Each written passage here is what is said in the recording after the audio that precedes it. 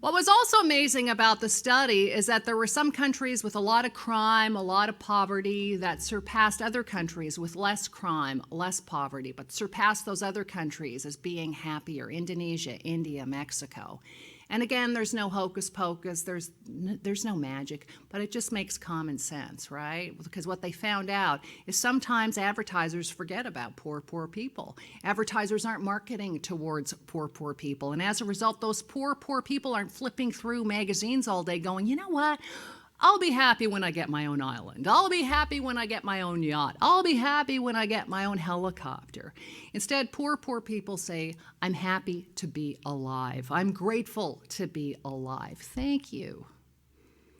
Right? And if some kid in Indonesia can be happier making $10 a day, you know, who am I here in Canada to complain because I can't assemble my IKEA furniture? Like, really?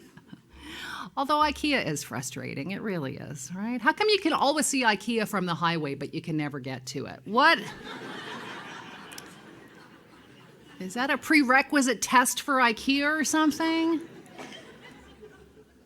You know, I went to IKEA the other day. It took me 3 hours to assemble my bookshelf. It's supposed to be a bed. I'm sleeping on a bookshelf. They give you the instructions. The instructions never have words. They just have pictures. Do you notice that? I mean, you know the instructions are complicated when the people in the pictures are arguing with each other, right? He's yelling, she's sharpening the Allen key, you know? It's not pretty.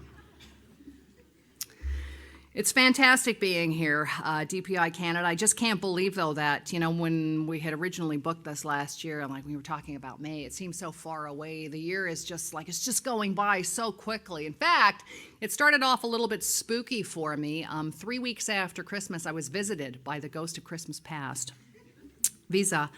And I don't know how my bills got so high. I did all my Christmas shopping at Costco. We have any Costco shoppers in the room? Don't you love Costco? Isn't it addictive, right? You go in for toilet paper, you come out with a trampoline. How does that happen? You know what it is? It's the free samples. Don't you love the free samples, right? We tell our kids not to take candies from strangers. Meanwhile, at Costco, some stranger in a hairnet and rubber gloves hands you cat food on a Triscuit, and you pop it in your mouth. Meow! This is delicious.